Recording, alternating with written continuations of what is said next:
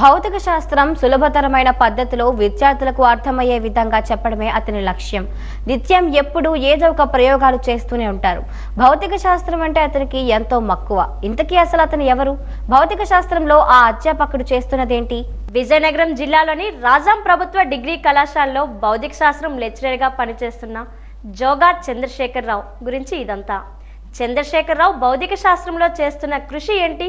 Watch the story. ప్రతి ఏడాది India international science festival ను కేంద్ర ప్రభుత్వం నిర్వహిస్తూ వస్తోంది. ఈ సైన్స్ ఫెస్టివల్ లో విజయనగరంకు చెందిన డాక్టర్ జోగా చంద్రశేఖర్ రావు ఇంతవరకు 3 సార్లు రీసోర్స్ పర్సన్ గా హాజరయ్యారు. 2017లో చెన్నైలోను, 2018లో లక్నోలోను, 2020లో ఆన్లైన్ లోను జరిగే సైన్స్ ఫెస్టివల్ కు రీసోర్స్ పర్సన్ గా చంద్రశేఖర్ రావు హాజరయ్యారు.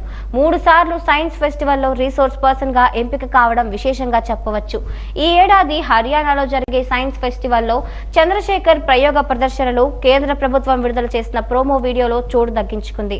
ఆయన చేసిన ప్రదర్శనలు, వీడియో క్లిప్లకు మంచి ఆదరణ లభించింది. ఈ వీడియో క్లిప్ లో భౌతిక శాస్త్రంలో చేసిన పరిశోధనలను పొందుపరిచారు. ఏడాది జరిగే సైన్స్ ఫెస్టివల్లో జిల్లాకు చెందిన 2 భౌతిక శాస్త్ర అధ్యాపకులు ఎంపిక కావడం పలువురు హర్షం వ్యక్తం చేస్తున్నారు. ఇక Joga Chandrasekhar Rao Indian association of physics teachers రాష్ట్ర అధ్యక్షుడిగాను, జాతీయ అన్వేషక సమన్వయకర్తగాను ప్రస్తుతం ఉన్నారు.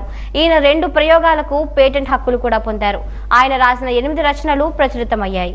సంబంధించి స్టూడెంట్ సైన్స్ విలేజ్, అలాగే టీచర్స్కి నేషనల్ సైన్స్ టీచర్స్ వర్క్షాప్ అని, అలాగే ఇండస్ట్రియల్ ఈవెంట్ ఒకటి, అలాగే అగ్రికల్చరల్ ఈవెంట్, డిజిటలైజేషను, స్కిల్ ఇండియా, అలాగే స్పేస్ ఆర్గనైజేషను, ఇవన్నీ కలిపి డిఫరెంట్ కైండ్స్ ఆఫ్ యాక్టివిటీస్ అన్నీ కూడా ఈ సైన్స్ ఫెస్టివల్లో జరుగుతుంది.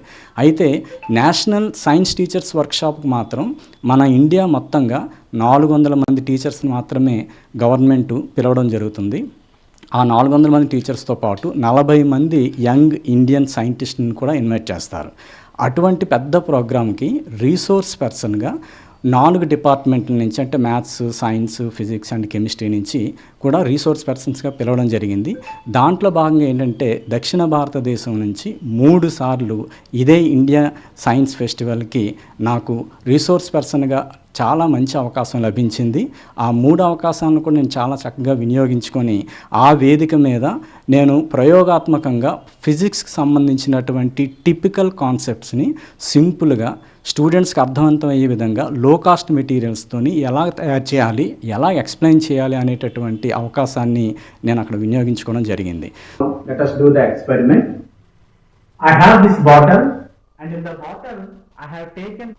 పలువురికి ఆదర్శంగా నిలుస్తున్న భౌతిక శాస్త్ర లెక్చరర్ చంద్రశేఖర్ మరిన్ని ప్రయోగాలు చేసి విద్యార్థులకు మరింత స్ఫూర్తిని నింపాలని ఆశిద్దాం. ఇండియా ఇంటర్నేషనల్ సైన్స్ ఫెస్టివల్కి మన భారత ప్రభుత్వం ప్రోమో వీడియో అనేటటువంటిది విడుదల చేసింది. ఆ ప్రోమో వీడియోలో కూడా నేను చేసినటువంటి ఫిజిక్స్ సంబంధించినటువంటి ఎక్స్పెరిమెంటల్ వీడియో క్లిప్స్ కూడా అందులో యాడ్ అయ్యి ఉండడం నాకు చాలా సంతోషంగా ఉంది.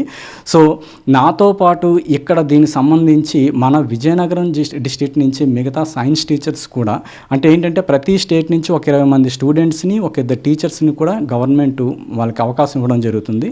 సో ఆ విధంగా ఈసారి మన విజయనగరం జిల్లా నుంచి కూడా వేణుగోపాల్ అండ్ కృష్ణారావు గారికి ఇద్దరికి కూడా అవకాశం దొరికింది. సో ఈ సైన్స్ ఫెస్టివల్ తాలూకు ముఖ్య ఉద్దేశం ఏంటంటే విద్యార్థుల్లో ఉన్నటువంటి సృజనాత్మకతను రేకెత్తించి వాళ్ళలో సైంటిఫిక్ యాటిట్యూడ్ని కలుగజేయాలనే ఉద్దేశంతో మన భారత ప్రభుత్వం ఇది కండక్ట్ చేస్తుంది. సో అందులో భాగంగానే సైన్స్ టీచర్స్ని కూడా ఎంకరేజ్ చేయాలి కాబట్టి వాళ్ళని కూడా ఇన్వైట్ చేసి రీసోర్స్ పర్సన్స్గా మాలాంటి వాళ్ళని కూడా ఇన్వైట్ చేసి అందరినీ కూడా గవర్నమెంట్ ఎంకరేజ్ చేస్తూ ముందుకి మన సైన్స్ అండ్ టెక్నాలజీలో భారతదేశం అనేటటువంటిది ప్రపంచ దేశాల్లో మొట్టమొదటి దేశంగా ఎదిగి మన భారత పతాకాన్ని రెపరెపలాడించాలనేటువంటి ఉద్దేశంతోనే ఇలాంటి ఇండియా ఇంటర్నేషనల్ సైన్స్ ఫెస్టివల్ అనేటటువంటిది జరుపుతుంది. దానికి నా అవకాశం దొరికినందుకు నేను చాలా హ్యాపీ ఫీల్ అవుతున్నాను.